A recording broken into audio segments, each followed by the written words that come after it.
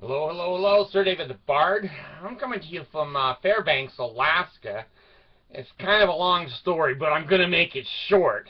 I jumped on one of those nice cruise ships there in Los Angeles, and I was coming up here into Alaska, kind of enjoying the view. But when the poo-poo started coming up on the lower decks, and we didn't have any food, and the boat started to lay on its side, I said, you know what? It's time the Bard gets out of here. So I jumped off and swam through the water there, and I'm in Fairbanks, but it's cold as hell. Cold as hell. Okay, this video I'm going to do on the temple ceremony with the Mormon Church. I came across a very, very good website, and when I find stuff, I review it. You know, I give it the Bard approval, whatever that's worth.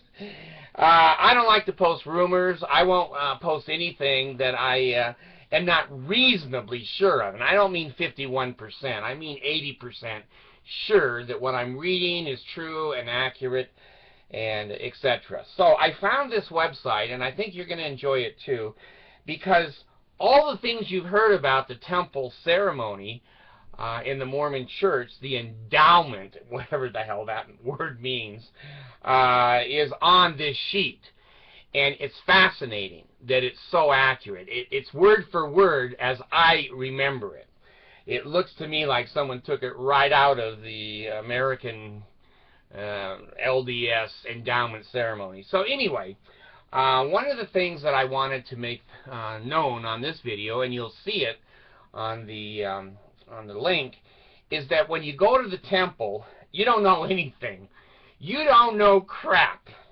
And when you go in there and they put you in the locker room, then pretty soon you realize you don't have any temple clothes, so you go out to the cash register. Now, the first time I heard the cash register ring in the temple, I was 19 years old, and that sound has been in my ear ever since.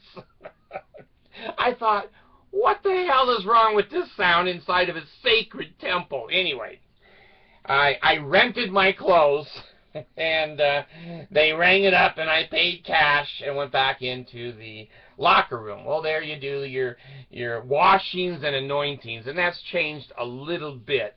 I had on, you know, a sheet that was open on both sides. They called it a poncho. And you felt like hell because the little general is dangling down there, and everybody can see him. And, you know, he's waving to one guy, the other guy's waving to you. And, you know, it's a waving session down in there. And then you go in, and they're going to put oil on your head and your boobs and your gut, and who else knows where by then.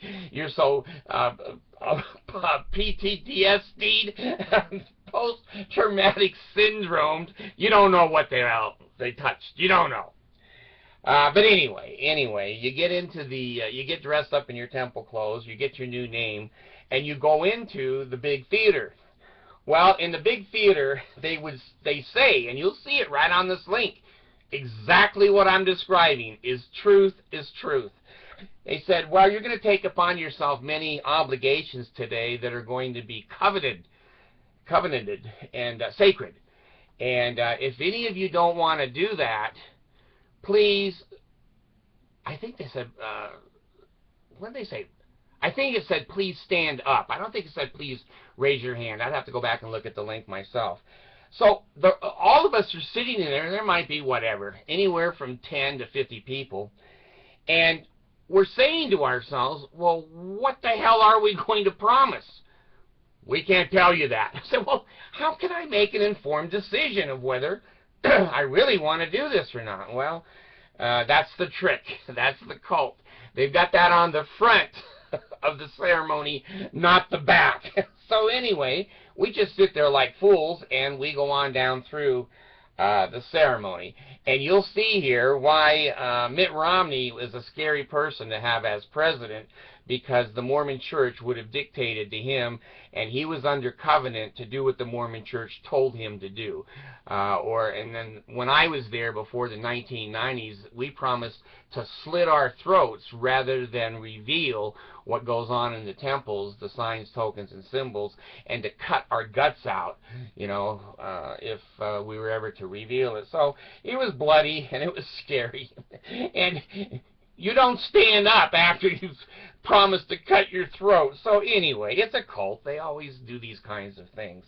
And the Mormons are certainly no different. So anyway, take a look at the link and see where you can get up and out of the program.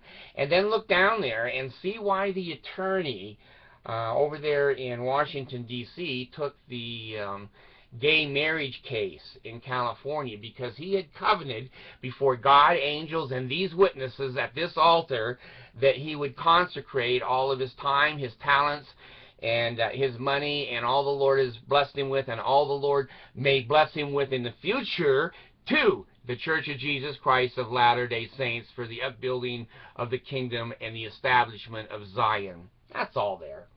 That's all there. They own your ass. All cults do. They'll kill you. They'll brainwash you. They'll steal your family, steal your money.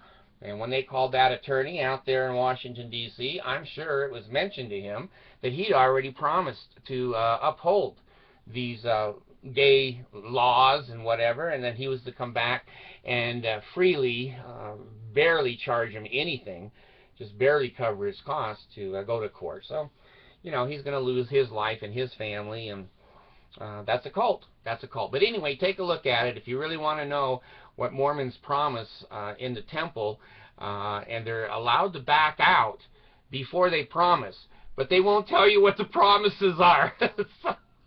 What a deal. So anyway, please have health in your navel, marrow in your bones, strength in your loins and in your sinews, and have a good day. Thanks so much.